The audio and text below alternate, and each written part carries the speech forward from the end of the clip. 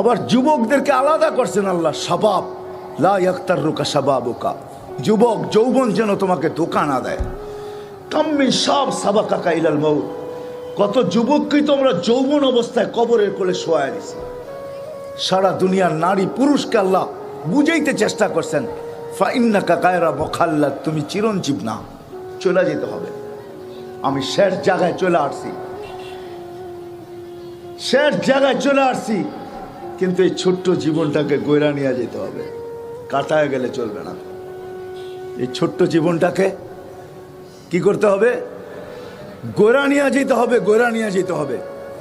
একটা উদাহরণ দিলে যদি বুঝে আসে, মার পেটে মানুষ বাচ্চা থাকে 10 মাস, মার পেটে সময় কাটানোর জন্য থাকে না, পূর্ণতা অর্জনের জন্য থাকে।